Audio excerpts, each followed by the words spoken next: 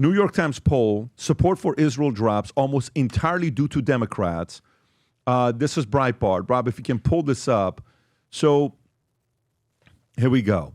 American support is plummeting, but remains largely steady amongst Republicans. A new poll revealed Monday the drop is almost entirely to a precipitous decline in support for Israel amongst Democrats. The New York Times Siena poll was reported under the headline, American support for Israel dramatically declines.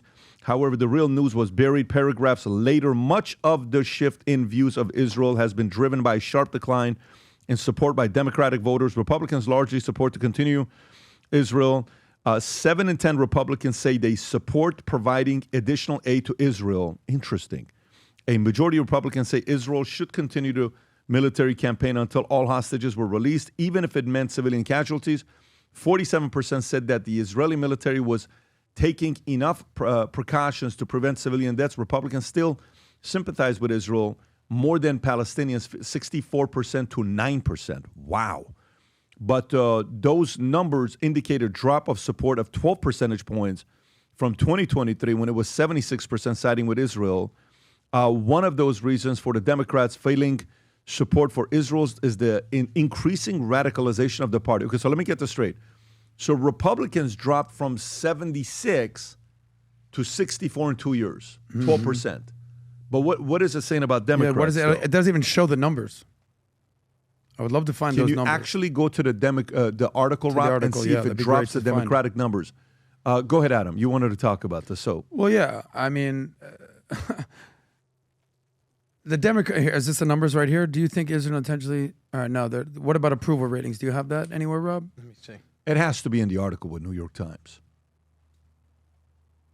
No charts. I can check though. Okay. Well, I mean, this is what I've been saying all along. The Democratic Party at this point is no friend to America. Well, Israel, our allies, the Democratic Party stands for... Right there. Nearly 2 years ago, Democrats were divided evenly, with 34% sympathizing with Israel, 31% sympathizing with Palestinians. Now rank and file Democrats across the country overwhelmingly side with Palestinians, 54%. So it went from 34 to Israel to now only 13%. That's a 21% drop-off for Democrats. And Palestinians went from 31% to 54%. Yeah. So it's really 54 pro-Palestine, only 13% pro-Israel.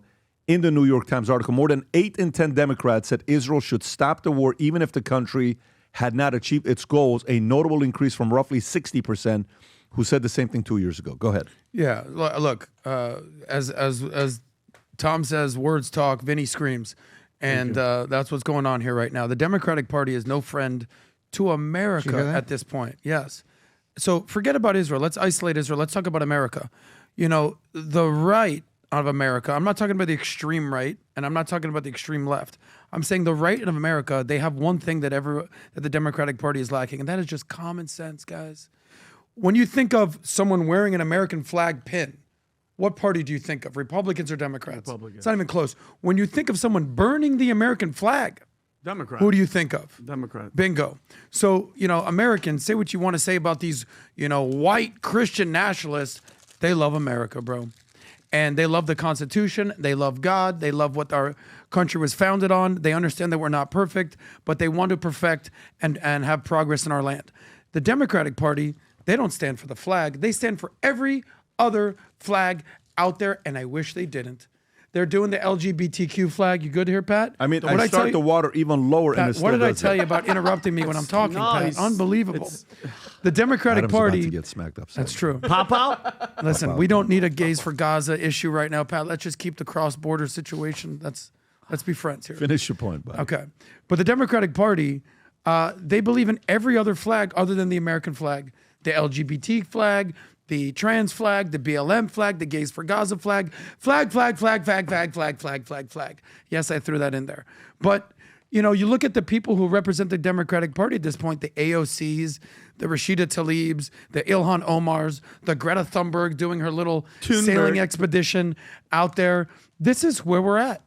And it just goes to show, excuse me, sir, did I do something wrong? No. Man, you're good. You're good. Okay. We're an interactive podcast. We can move That's around. true. You got to roll with the punches here. Yeah. Anyway, am I about to get slapped? No. Guys, No, this is you're why you got to fine, stay buddy. focused You here right should. now. So, Okay, let's go to the next story. no, but I mean, you got 20 I tried seconds. to, but I'm the waiting. point is You've this: been the going Democratic for Party. quite some time. So let me land this plane. To Hurry any up. Jew out there Yeah. who still thinks they're a Democrat, like I was in the past, who thinks that you're all about tikkun olam and helping the world. You're helping the people that want to eliminate you. You're helping what's the dude in New York? Mamdani. You're helping these people. You're helping the Greta Thunbergs of the world, and that's what's happening there. And it turns out that all the stories that we've been hearing about the right is done with Israel. The stats don't say that at all. Still, the vast majority of Republicans and conservatives still support Israel. I know that Charlie Kirk wrote that letter to Bibi. I don't know if you guys addressed this. And it was, I'm on your side. I'm here for you. I'll always defend you. But here's some suggestions that I think you can do better. Now, there's some talking heads on the internet. I won't name names, but they sort of rhyme with Schmanda Schmoens. And they're talking and literally telling lies about this letter for Bibi Netanyahu, or telling lies about the meeting that happened with Bill Ackman. So it turns out that Charlie was What is the right. letter? Tell me about the letter, because I don't know what people are saying about the letter. Okay, I here's didn't the hear- I actual honestly- letter. I haven't heard anything about, I heard about it, but I didn't read any of it. It's pretty long. It's I'm long. not- I'm not gonna I'll do it. It's summarize too it. long. Yeah. I'll summarize it. Rob, can you put it on ChatGPT and say summarize what's in the Sure. letter? Thank you. And I'll do my best. Dear Mr. Prime Minister, I'm your friend. I want the best for you. I'll always be by your side. At the same time, here's a few suggestions that I would recommend to win the hearts and minds of people to come on your Which side. is the right way to write a letter. Yes, you're that's the way losing the to- PR war because TikTok, owned by China, and the youth is following the lead of the Gays for Gaza Brigade and the Free Palestine Brigade, and the TikTok owns our youth. Here's my suggestion to combat what we're seeing. I'm here for you. I want to be your friend. Allow me to help you. Here's my suggestions. It came as a friend. Here, let me read it. Kirk from who's- his letter yes. comes from a place of deep love for Israel. Jewish people expresses alarm over rising anti-Israel, anti-Semitic numbers. Okay, got it. His core argument is that Israel will lose an information war, especially online, which he warns will erode political and military support for U.S. He states that this negative message flows downstream from social media to campuses to even conservative circles. Kirk recounts how during the campus speaking towards a large share of the questions he received are hostile towards Israel, apartheid, ethnic cleansings, subsidizing genocide. He notes that sometimes he feels like he ends up defending Israel more vehemently than the Israeli government itself on those fronts. Criticism Israel's. He takes issues with Israel relying heavily on surrogates, non-Israels, to defend its narrative. He criticized the style of Israel's public diplomacy, press briefings, and spokespeople that seem outdated and passive, standing at a dimly lit podium reminiscent of 1970s news coverage. Interesting, very detailed. He gives a 7-point proposal: build a rapid response media communications team, akin a political campaign.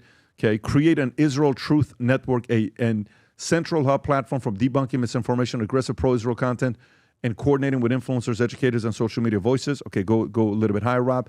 Sending release hostages on a U.S. speaking tour. Interesting. Promote Israel's everyday life stories, interviewing ordinary Israelis, Jews, Arabs, secular religious, about what they love about Israel and responding to misinformation directly. Framing the Israel narrative more like a political campaign. Defining Israel's identity proactively, responding to attacks, deploying surrogates, and building a first-person voice for Israel in English, more clearly articulating the Iranian threat and Israel position to skeptical younger audience, and targeting younger community, recruit more staff in their 20s, 30s. Let me tell you, this is why I miss the guy. Are you freaking kidding me? Like, this is why I loved Charlie Kirk.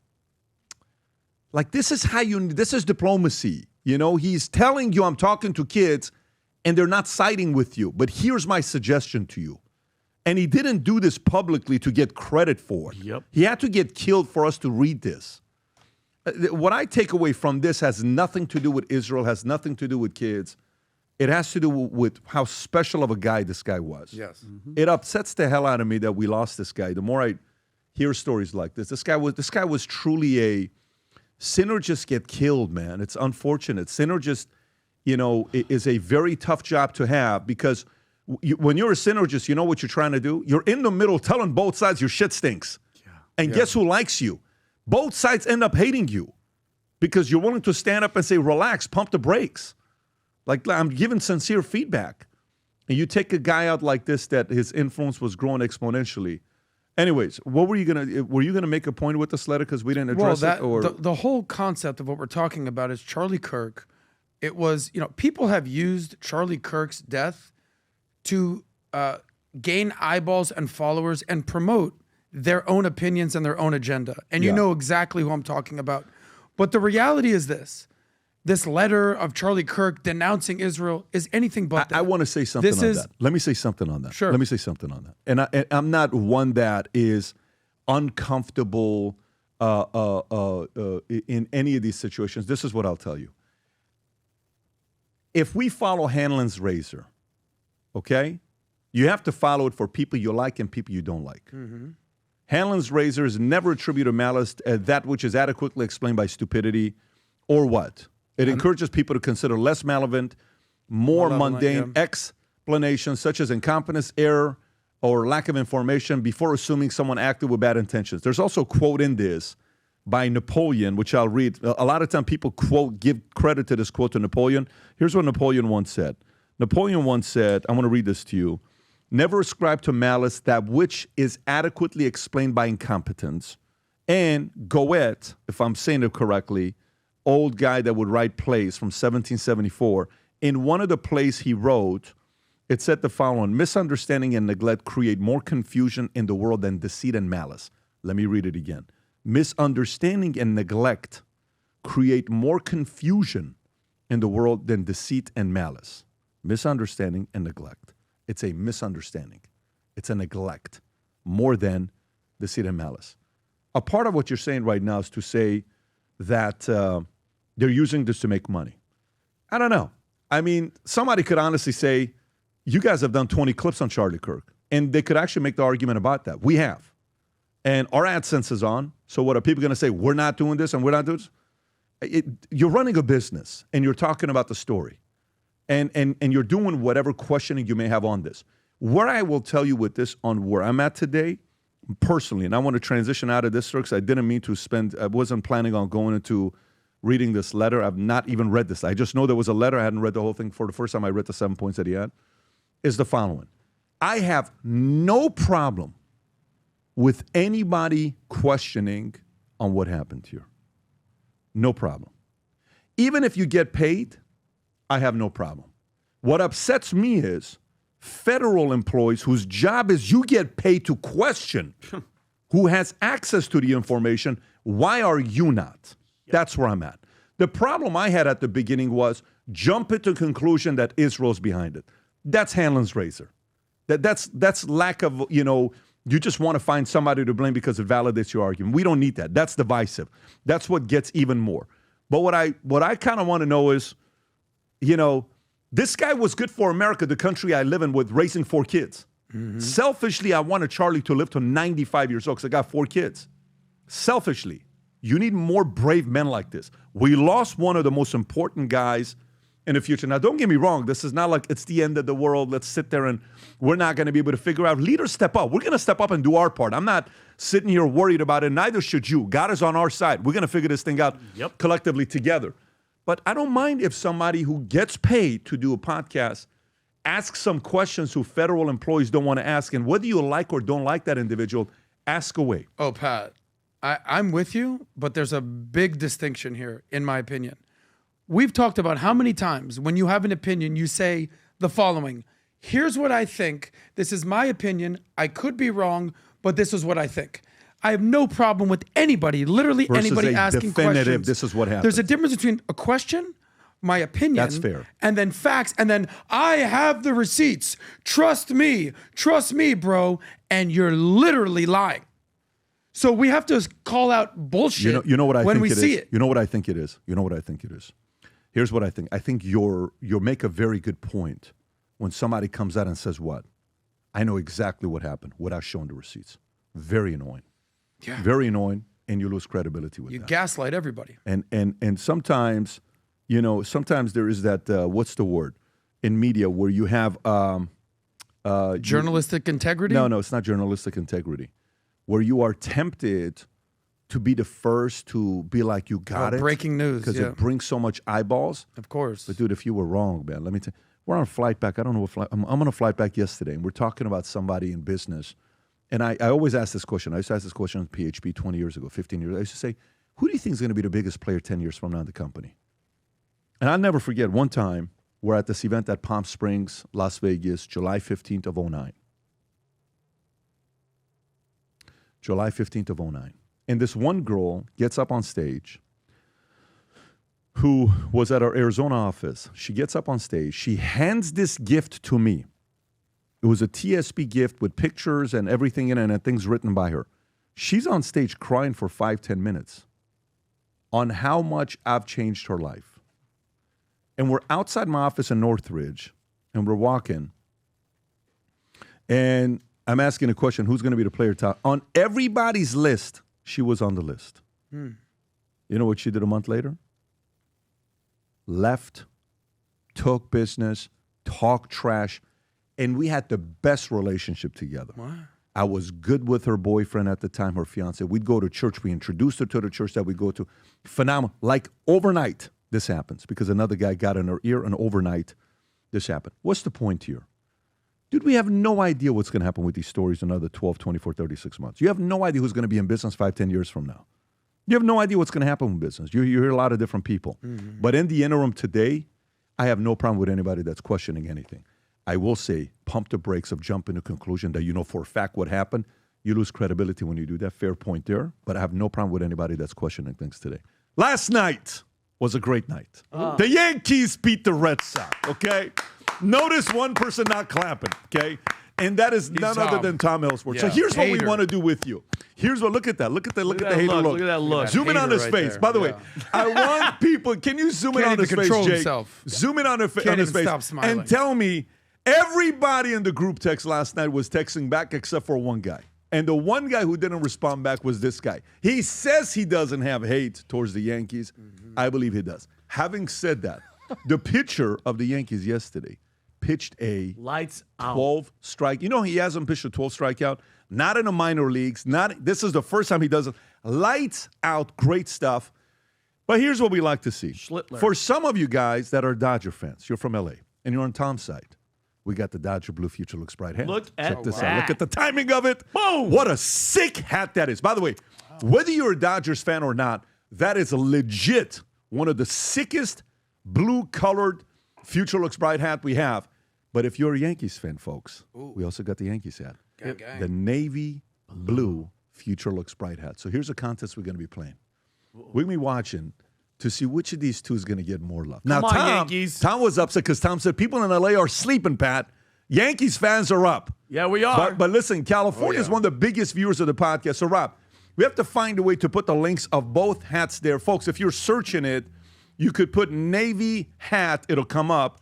And what's the other hat's title if somebody is searching it so they want to find it? Royal It's Blue. Royal hat. It is a You sick type in color. Royal, but both hats are I know, sick. I know, I Are there know. other colors? I'm a Maybe you're Yankee. somebody that's kind of like, you know, you're neither Yankees or the Dodgers. Some of you guys may be watching this. You're Pirates. You're ready to go after the ump. Some of you guys are like, where's that ump? Give me the ump. I want to go find that man. I want to go chase that man. I don't know if we got saw it or not. They were chasing. Did you see that No. afterward? Oh, my God. They chased the They're ump. holding the Pirates players back from destroying this ump. Oh, man. Because of a couple bad pitches that they had. Cubs Did they get obviously won. eliminated? Yeah, it's done, guys. So Next year Yankees it's a made it. robot. Yeah. That's true. Well, we're going to see what's going to happen. If you enjoyed this video, you want to watch more videos like this, click here. And if you want to watch the entire podcast, click here.